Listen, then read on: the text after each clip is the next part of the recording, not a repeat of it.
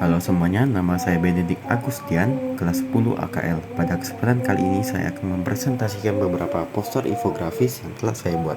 Pertama adalah timeline masa kolonialisme dan imperialisme. Yang pertama adalah kedatangan Portugis. Pada tahun 1511, armada Portugis berhasil menguasai Malaka dan mulai memasuki wilayah Kepulauan Nusantara. Portugis melakukan Malaka dan memonopoli perdagangan di sana. Selanjutnya, pada tahun 1512, Portugis sampai di Maluku sehingga Portugis menjadi bangsa Eropa pertama yang memonopoli rempah-rempah di Maluku. Lalu, pada tahun 1522, Portugis datang ke Pajajaran di bawah pimpinan Henry Lem dan disambut baik oleh Pajajaran agar Portugis membantu menghadapi ekspansi Denmark. Yang kedua adalah kedatangan Spanyol. Pada tahun 1521, Sebastian Elcano tiba di Tidore dan berdagang dengan Sultan Tidore dan mendapatkan beberapa rempah-rempah. Selanjutnya, pada tahun 1529 terjadi perjanjian Saragossa antara Spanyol dan Portugis yang membuat Spanyol harus pergi meninggalkan Maluku dan Portugis tetap melakukan kegiatan perdagangan di Maluku. Selanjutnya adalah kedatangan Belanda. Pada 1596, armada kolonialis de Houtman tiba di Banten. Namun karena kekasaran anggota mereka pun diusir. Selanjutnya pada tahun 1598, ekspedisi kedua dipimpin oleh Jacob van Eyck. Mereka tiba di Banten pada November 1598 dan berhasil membaik dengan penguasa setempat. Lalu pada tahun 1602 secara resmi terbentuklah Perserikatan Dagang Hindia Timur yang dikenal sebagai Foreign East Company atau VOC.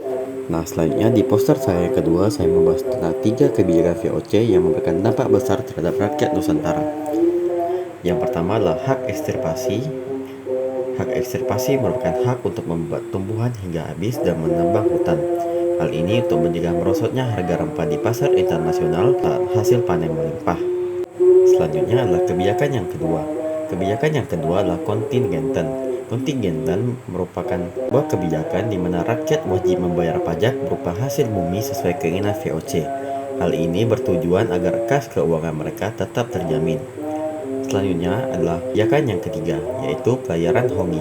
Pelayaran Hongi adalah sebuah kebijakan di mana VOC menggunakan kapal kora-kora yang dilengkapi dengan anggota militer dan persenjataan lengkap. Hal ini bertujuan untuk mengontrol penanaman dan penjualan rempah yang ada. Selanjutnya saya akan membahas poster saya yang ketiga yang berkaitan dengan Divide et Impera, alasan dan dampaknya. Namun sebelum itu saya akan menjelaskan secara singkat apa itu Divide et Impera. Divide et Impera adalah politik adu domba, di mana VOC akan mengadu domba kerajaan-kerajaan yang ada di Nusantara sehingga terjadi konflik internal dan menggunakan VOC untuk menaklukkan kerajaan-kerajaan tersebut. Selanjutnya saya akan membahas tentang alasan VOC menerapkan Divide et Impera. Hal ini dikarenakan VOC ingin mencari keuntungan sebesar-besarnya dengan mengadu raja-raja di Nusantara. Politik adu domba adalah strategi VOC yang paling ampuh serta dapat mengurangi biaya dan korban yang ada. Nah, bagaimana sih Divide et Impera ini bisa mempengaruhi kerajaan lokal? Divide et Impera dapat mempengaruhi kerajaan lokal dikarenakan dengan dilakukannya politik adu domba membuat terjadinya perang dan permusuhan antara kerajaan lokal, serta dengan adanya konflik internal dalam kerajaan mereka, yang mana membuat VOC mampu menaklukkan kerajaan-kerajaan besar di Nusantara dengan mudah. Selanjutnya saya akan membahas poster saya yang keempat, yang membahas tentang semangat perlawanan rakyat terhadap kolonialisme dalam kehidupan sehari-hari. Saya merangkum berbagai semangat itu dalam 4 semangat yang berbeda. Yang pertama adalah pantang menyerah.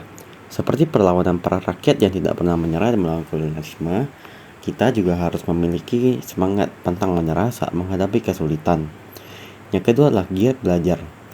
Di masa lalu, perlawanan yang dilakukan dapat berhasil karena kemauan mereka untuk terus belajar dan meningkatkan diri mereka. Oleh karena itu, hendaknya kita juga terus giat belajar dan meningkatkan diri kita sehingga kita dapat mempertahankan diri kita dari ancaman asing. Semangat yang ketiga adalah menjaga persatuan. Para pejuang di masa lalu telah berjuang melawan penjajah yang mengadu domba mereka, yang membuat mereka terpecah belah. Namun mereka akhirnya menyadari pentingnya persatuan dan menjaga persatuan tersebut, sehingga mereka dapat menang. Karena itu, hendaklah kita sebagai penerus, kita juga harus menjaga persatuan. Selanjutnya adalah berani melawan ketidakadilan. Perlawanan pada kolonialisme itu merupakan sebuah perlawanan terhadap ketidakadilan. Oleh karena itu, kita juga harus berani melawan ketidakadilan yang ada di dalam kehidupan kita sehari-hari.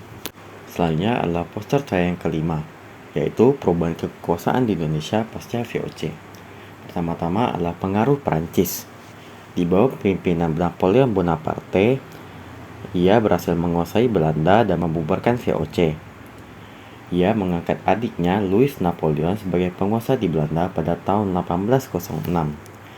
Di bawah kepemimpinan Louis, ia mengirim Daendels pada tahun 1808 hingga 1811 untuk menjadi Gubernur Jenderal Hindia Belanda. Di bawah kepemimpinan Herman Willem Daendels, ia menerapkan berbagai kebijakan yang kontroversial. Salah satunya adalah pembangunan jalan pos Anyar Panarukan yang menelan sangat banyak korban. Selanjutnya adalah pendudukan Inggris. Inggris berhasil merebut kekuasaan Belanda di Indonesia melalui Perjanjian Tuntang pada tahun 1811 di bawah pimpinan Thomas Stamford Raffles. Karena jasanya itu, ia menjabat sebagai Gubernur Jenderal pada tahun 1811 sampai 1816. Ia menghapus kerja paksa dan menerapkan sewa tanah. Namun pada akhirnya Perjanjian London pada tahun 1811 mengembalikan Indonesia ke Belanda yang resmi berkuasa lagi pada tahun 1816. Selanjutnya adalah masa kekuasaan Belanda yang kedua. Setelah berkuasa kembali, Belanda menghadapi krisis keuangan.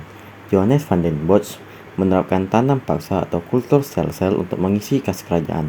Kebijakan ini menguntungkan Belanda, tetapi membuat rakyat Indonesia miskin dan kelaparan. Nah, setelah tadi kita membahas tentang masa kekuasaan Belanda yang kedua, sekarang di poster yang ke-6 saya akan membahas 3 kebijakan masa kekuasaan Belanda yang kedua. Yang pertama adalah tanam paksa atau kultur sel-sel. Tanam paksa diterapkan sejak 1830, di mana kebijakan ini mewajibkan rakyat Indonesia melakukan tanam paksa. Para petani diwajibkan menanam tanaman tertentu dan menjualnya kepada Belanda dengan harga yang rendah. Sistem tanam paksa ini memberikan keuntungan melimpah bagi Belanda, namun hal ini membuat rakyat sangat menderita dan kelaparan. Kebijakan yang kedua adalah politik etis atau politik balas budi.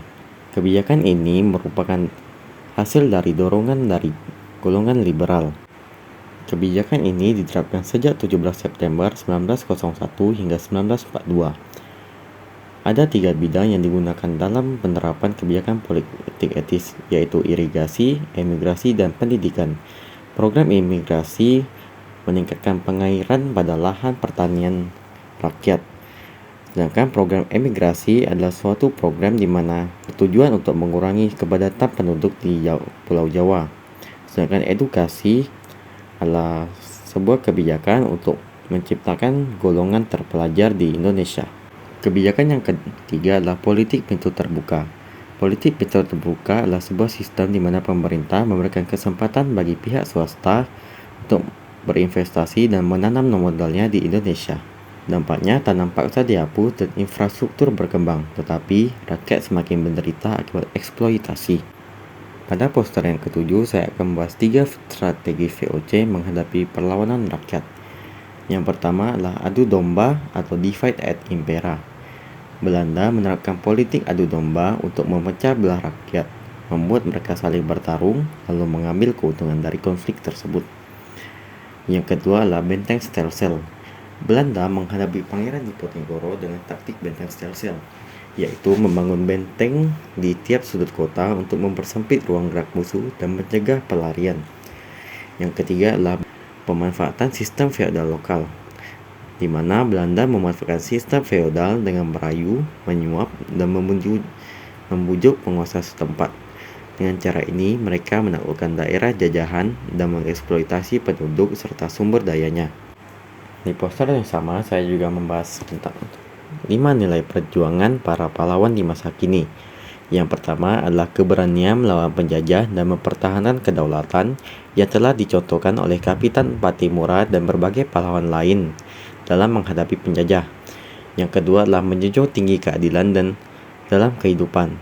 Yang sama juga dicontohkan oleh Patimura. Selanjutnya adalah pantang menyerah, kepemimpinan yang kuat, dan semangat persatuan, yang dimana juga telah ditunjukkan oleh berbagai pahlawan di Indonesia. Poster yang ke-8 membahas tentang 3 revolusi besar di dunia. Yang pertama adalah Revolusi Amerika. Latar belakang terjadinya Revolusi Amerika adalah akibat Perang 7 tahun yang mengakibatkan Amerika menjadi koloni Inggris.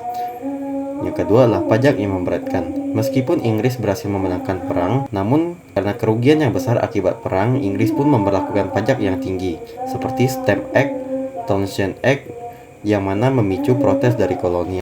Selanjutnya adalah peristiwa-peristiwa penting yang terjadi selama Revolusi Amerika. Yang pertama ada Boston Tea Party yang terjadi pada 1773, yang mana kolonis membuang teh Inggris sebagai protes pajak. Yang kedua adalah pertempuran Lexington atau Concord pada tahun 1775, yang mana merupakan bentrokan pertama antara koloni dan Inggris. Dan yang ketiga adalah deklarasi kemerdekaan pada tahun 1776, di mana Amerika menyatakan kemerdekaan pada 4 Juli. Dampak dari Revolusi Amerika adalah pembentukan Amerika Serikat, serta Amerika menjadi inspirasi global yang mana mendorong mereka untuk melakukan gerakan kemerdekaan. Revolusi yang kedua adalah Revolusi Prancis. Latar belakang terjadinya Revolusi Prancis adalah disebabkan oleh penerapan sistem monarki absolut, di mana Raja Louis XVI menyalahgunakan kekuasaannya. Yang kedua adalah karena krisis ekonomi, di mana pajak tinggi dikorupsi oleh petinggi kerajaan. Yang ketiga adalah penyebaran paham demokrasi, di mana para filsuf dan Revolusi Amerika menginspirasi rakyat Prancis untuk melakukan revolusi. Selanjutnya beberapa peristiwa penting yang terjadi adalah penyerbuan Bastille, yang mana merupakan simbol runtuhnya monarki absolut. Selanjutnya adalah deklarasi hak asasi manusia, di mana menjamin kesetaraan dan perlindungan hukum. Yang terakhir adalah eksekusi Raja Louis XVI pada tahun 1793, yang mana akhirnya mengakhiri monarki absolut di Prancis. Dampak dari revolusi ini mengakibatkan dihapusnya monarki absolut, sehingga Prancis beralih ke sistem pemerintahan baru. Selain itu juga berkurangnya feodalisme, sehingga ketidakadilan sistem feodal mulai ditinggalkan. Revolusi yang ketiga adalah Revolusi Rusia, di mana dilatar belakangi oleh ketidakpuasan terhadap Tsar Nicholas II, di mana diakibatkan oleh kepemimpinannya yang otoriter dan gagal mengatasi masalah sosial ekonomi. Selain itu disebabkan juga oleh masalah ekonomi, di mana terjadinya kelaparan, kemiskinan, dan keterbelakangan industri dan pertanian. Berbagai peristiwa penting yang terjadi adalah Revolusi Februari 1917, di mana demonstrasi massal di Saint Petersburg menumbangkan Tsar Nicholas II, yang mana digantikan pemerintahan sementara. Kemudian Revolusi Oktober 1917, di mana Vladimir Lenin menggulingkan Alexander Kerensky dan mengambil alih kekuasaan. Dampak dari revolusi ini menyebarkan komunisme ke seluruh dunia dan mempengaruhi pada gerakan nasional yang ada di dunia. Di poster yang ke-9 saya membahas pengaruh revolusi Prancis. Yang pertama terhadap pemerintahan Hindia Belanda, di mana terjadinya pembubaran VOC dan perubahan kepemimpinan di Hindia Belanda menjadi dibawa ke Herman Willem Daendels dan kemudian digantikan oleh Jan Willem Jansen. Selanjutnya adalah pengaruh terhadap kebijakan kolonial. Yang pertama adalah adanya pembangunan jalan pos anyar Panarukan, munculnya politik pintu terbuka, dan terakhir munculnya politik etis. Yang ketiga adalah dampak terhadap pemikiran kaum terpelajar Indonesia, di mana konsep kebebasan, kesetaraan, dan persaudaraan dalam Revolusi Prancis mempengaruhi pemikiran kaum terpelajar di Indonesia, yang mana hal ini semakin mendorong rasa persatuan dan ingin merdeka dari penjajah.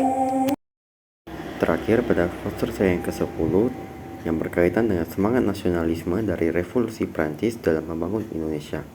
Sebagai pemimpin muda, saya akan menerapkan semangat nasionalisme dari Revolusi Prancis, yaitu liberté, égalité, dan fraternité, yang berarti kebebasan, kesetaraan, dan persaudaraan untuk membangun Indonesia yang lebih maju. Yang pertama adalah liberté atau kebebasan. Saya akan memastikan kebebasan berpendapat dan mewujudkan demokrasi yang kuat. Yang kedua, égalité atau kesetaraan. Saya akan menegakkan keadilan hukum dan mendorong kesetaraan pendidikan. Dan yang ketiga, fraternité atau persaudaraan. Saya akan memperkuat persatuan nasional dan menanamkan toleransi antaragama, suku, dan ras. Dengan menerapkan nilai-nilai ini, saya percaya Indonesia akan menjadi semakin kuat, bersatu, dan maju. Sekian presentasi poster yang telah saya buat pada video kali ini. Melalui video ini, saya harap kita semua dapat memperoleh pelajaran berharga dan bermanfaat bagi kita semua. Mohon maaf sebesar-besarnya apabila ada kesalahan kata dalam video ini. Atas perhatiannya saya ucapkan terima kasih. Sudah kaya tidak tinggi hati, tidak lupa untuk memberi. Cukup sekian kali ini. Saya pamit undur diri.